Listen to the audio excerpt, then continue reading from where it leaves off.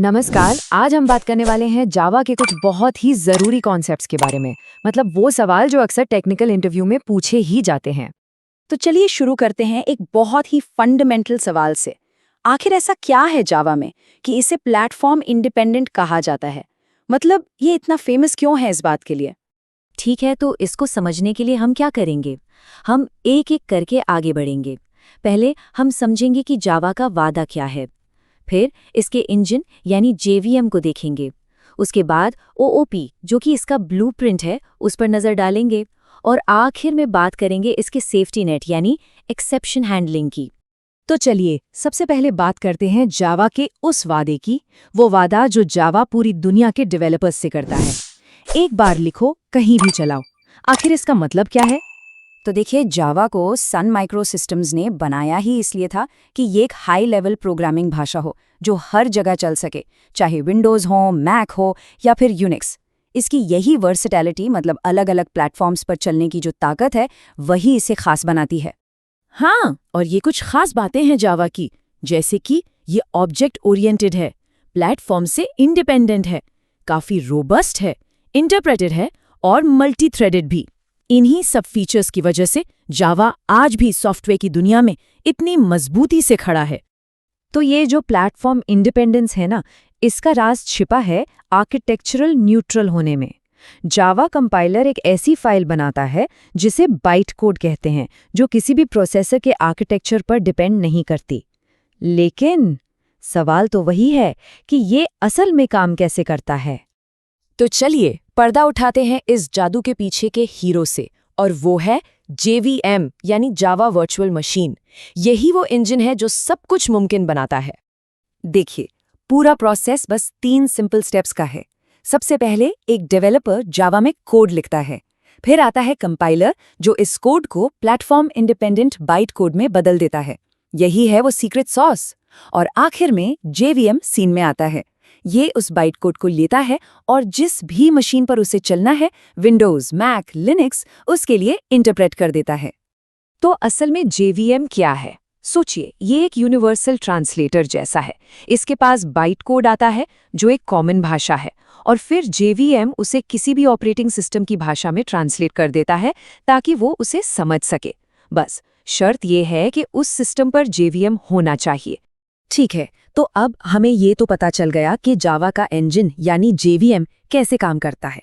अब आगे बढ़ते हैं और जावा के ब्लूप्रिंट को समझते हैं, मतलब वो तरीका जिससे जावा में कोड लिखा जाता है, यानी ऑब्जेक्ट ओरिएंटेड प्रोग्रामिंग।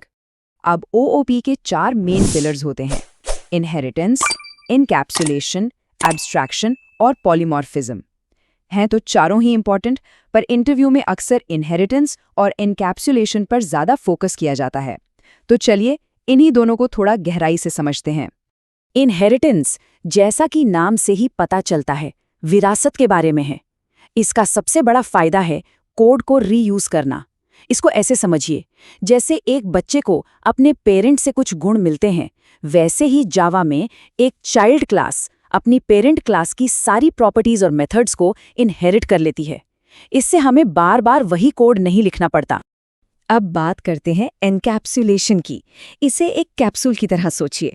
ये क्या करता है? ये डेटा और उस डेटा पर काम करने वाले मेथड्स दोनों को एक साथ एक यूनिट में बांध देता है। और सिर्फ यही नहीं, ये डेटा को बाहर की दुनिया से छिपाता भी है। इसी को डेटा हाइडिंग कहते हैं। इससे फायदा ये होता है कि कोई भी सीधे सीधे आकर डेटा को बदल नहीं सकता। और जानते हैं इसका सबसे बड़ा फायदा क्या है? इसका सबसे बड़ा फायदा ये है कि हम अपने कोड को आसानी से मॉडिफाई कर सकते हैं, बिना इस डर के कि हमारा कोड इस्तेमाल करने वाले किसी और का कोड ब्रेक हो जाएगा। मतलब हमारा कोड ज्यादा मैनेजेबल और फ्लेक्सिबल बन जाता है। चलिए अब हमारे आखिरी टॉपिक पर आते हैं, जो कि एक तरह का सेफ्टी नेट है हर डेवलपर के लिए। ये है एक्सेप्शन हैंडलिंग। मतलब जब प्रोग्राम चल रहा हो और अचानक कोई गड़बड़ हो जाए तो उसे एक प्रो की तरह कैसे मैनेज किया जाए।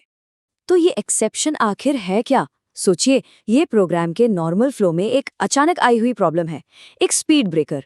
ये कुछ भी हो सकता है और ये प्रोग्राम को बीच में ही रोक सकता है। एक अच्छे डेवलपर की निशानी यही होती है कि वो इन एक्सेप्शंस को पकड़कर अच्छे से हैंडल कर सके। और हाँ, इंटरव्यू में ये सवाल बहुत कॉमन है। चेक्ड और रन टाइम एक्सेप्शंस में क्या फ़र्क है? देखिए, चेक्ड एक्सेप्शंस वो प्रॉब्लम है जिन्हें कंपाइलर कंपाइल टाइम पर ही पकड़ लेता है और कहता है कि इन्हें हैंडल करो। जैसे कि कोई फाइल ढूंढ रहे हैं और वो मिली ही नहीं। वहीं दूसरी तरफ रन टाइम एक्सेप्शंस, ये अक्सर प्रोग्रामर की लॉजिकल गलतियों की वजह से आती हैं, जैसे किसी नंबर को 0 से डिवाइड कर देना। इन्हें कंपाइलर इग्नोर कर देता है। थ्रो और थ्रोज सुनने में एक जैसे लगते हैं, पर दोनों में बहुत बड़ा फर्क है। थ्रो कीवर्ड का इस्तेमाल हम जानबूझकर मैन्युअली एक एक्सेप्शन पैदा करने के लिए करते हैं, मतलब हम खुद एक एक्सेप्शन फेंकते हैं, जबकि थ्रोज कीवर्ड मेथड के सिग्नेचर में लगाया जाता है। ये बस एक डिक्लेरेशन है, एक वार्निंग कि भाई ये मेथड एक एक्सेप्शन पैदा कर सकता है, तो जो भी इसे कॉल करे वो इसे हैंडल करने के लिए तैयार रहे। तो अब जब ये सारे बुनियादी कॉन्सेप्ट्स क्लियर हो गए हैं, जावा का वादा, उसका इंजन JVM, OOP के पिलर्स और एक्सेप्शन हैंडलिंग का सेफ्टी नेट, तो सवाल ये उठता है कि जावा में असल में महारत कैसे हासिल की जाए। देखिए, इसका जवाब सिर्फ एक ही है, प्रैक्टिस। इन सभी कॉन्सेप्ट्स को समझना एक बात है, पर इन्हें असल कोड में इस्तेमाल करना, वही असली कुंजी है।